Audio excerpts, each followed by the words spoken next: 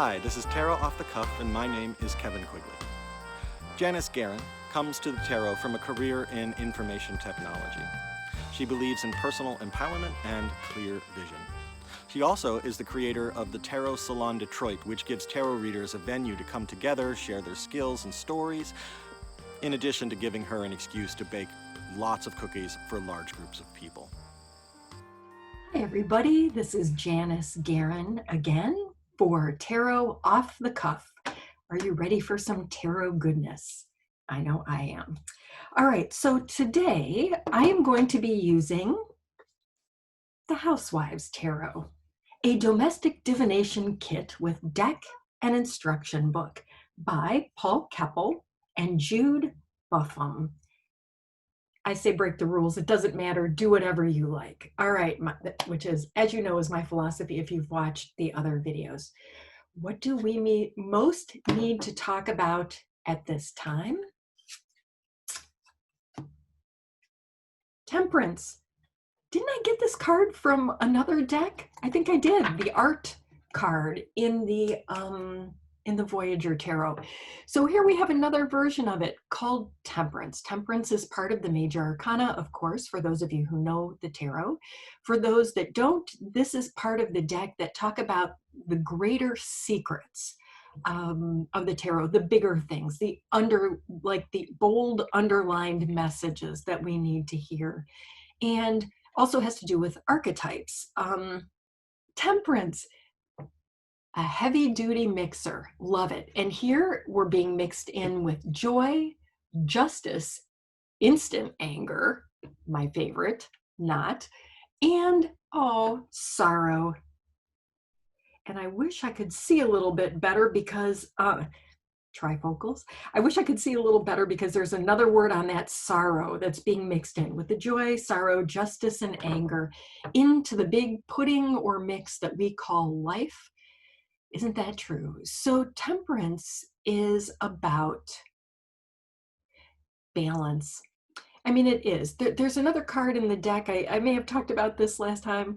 The Two of Pentacles, which is about balancing things in your daily life. Pentacles has to do with like things going on in the real world. In the Major Arcana, to me, this is kind of the same difference, but in a much bigger way. Not just how are we balancing maybe our finances, or are we balancing work with play? To me, this is, are you living a balanced life? And what is a balanced life? As I don't know when you're going to be listening to this, but right now we are undergoing a pandemic. In Michigan, where I am, we're still under kind of shelter in place, stay at home order.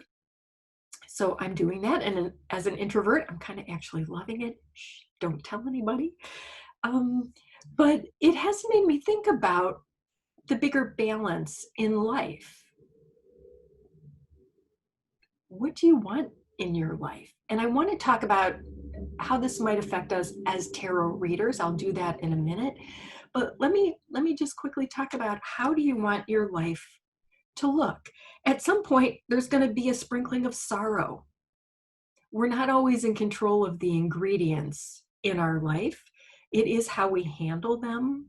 And I would dare say, how we divinely balance them. So for example, and perhaps this is TMI to my own life, my mom's in assisted living in Ohio, so in a different state, neighboring state, and she has Alzheimer's dementia. And we've seen a decline in mom over the years. I can't help that. There's nothing that I can do about that. It's adding a layer of sorrow into my life. It's coloring, the artwork that is my life at this time. I can't do anything to change it, but I can try to do something to maybe balance it out. Such as doing this, talking to you, right? Talking to my tarot friends, talking about tarot. In fact, I had a Zoom call with 2 friends the other day just to chat about things because we can't get together in person. So we find ways to balance our life. And I think I'm going to leave that with that at the moment. So let's talk about this from a bigger tarot perspective. As a reader, and I've been doing this for at least a decade, but I've been studying the tarot and using it kind of in the closet for myself, because back in the day, I didn't know if it was bad or the devil or whatever. But the more I worked with it, the more I realized, wait a minute, something's, you know what? This is like any tool. You can use it for good and you can use it for not good, like a hammer. And I may have used this example in one of my other tarot off the cuffs. I'm sorry if I've already used it, but I still feel like it's a good one. So here we come. Here it comes again. What goes around comes around. Um, you can use a hammer to build a house. You can use a hammer to hit somebody in the head and kill them. So I believe the tarot is a tool and it is how we use it. So how are we using the tarot as readers? When we read for people, you never know what you're going to get. You never know what the person sitting across from you is going through. You never know what the mix of their life is at the moment. And let me just say right away, this isn't the judgment card, but I feel like as readers, we just have to be here for people however they present themselves. You may be seeing someone at the worst part of their life. Their life may be falling apart. Don't necessarily assume that this person, don't be judgmental. Don't assume that this is what their life is always like. Don't assume that this person's some sort of like loser or doomed forever. Anything can change. We can balance things. We can add a sprinkle of this and a sprinkle of that and get the cake when we bake it to taste a little different. So, number one, I guess, don't be judgmental. Be there in the way that you feel the person may need. And that's when you use your intuition. Sometimes we have to tell people to put on their, I did it the other day. I told somebody to put on their big girl panties and she laughed and it broke the tension of the reading. And she laughed and she's like, that's something my sister would say to me. And that's exactly what I needed to hear at this time. So that's what she needed to hear. Same, different person, similar story. I may be getting the feeling like, oh, this person needs kind of a shoulder to cry on. So instead of like snap out of it, put on your big girl panties. What are we going to do about this? This has gone on too long. Bring what you feel that person needs at that time and what they can hear. And I think I've talked about this in another video too, but same sad story, for example, and that person might need a shoulder to cry on. Look, I hear you and I understand you're telling me like you don't feel like you're being heard by the people around you. Give them the sprinkling of what they need. Use your intuition. And what else do I want to say about the Temperance card? Be balanced in your approach if you can. I mean, some readers, and there's nothing wrong with this. Oops. Okay. There's nothing wrong with this, are very high energy. And sometimes I feel like when I get on these videos, like I'm higher energy than normal because I'm nervous. Be you, do you, of course. But if sometimes I will get off a reading that went really well, I'm feeling really great, it's great outside, I'm looking forward to something I'm doing today, so yay, here I am, I'm happy, I'm bouncy, whatever. And I realize when the person comes on the reading that I'm being a little more bouncy than maybe they need at the moment. So I need to kind of modulate myself. And I may have said this again in the past too, but it's best practice.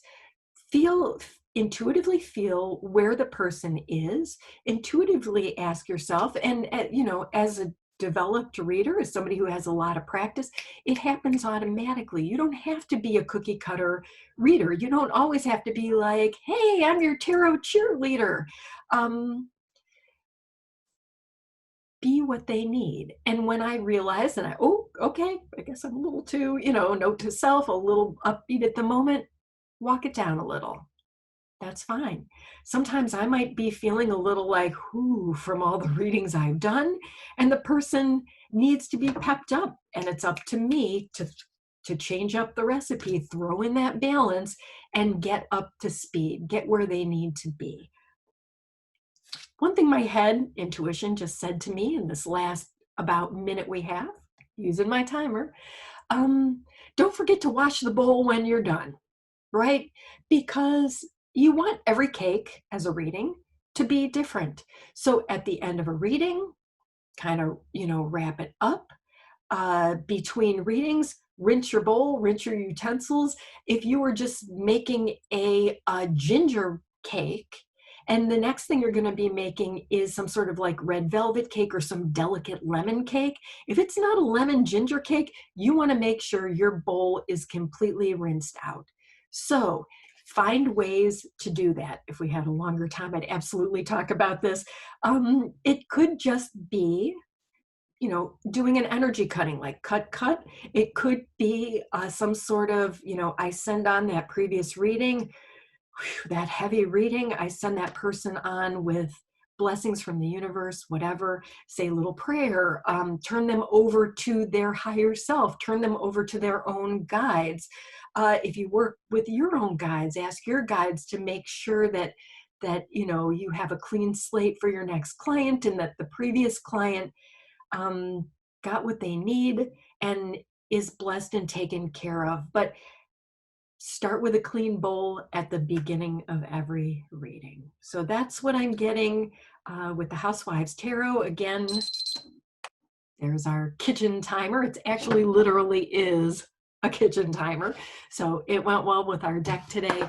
That's Janis Garan. I am Janis Garan with Tarot Off the Cuff. Take care, everybody, and tarot on. Bye for now. Hey, this is Kevin.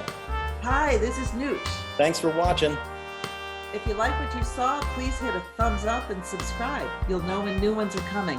And share with your friends. We'll see you soon.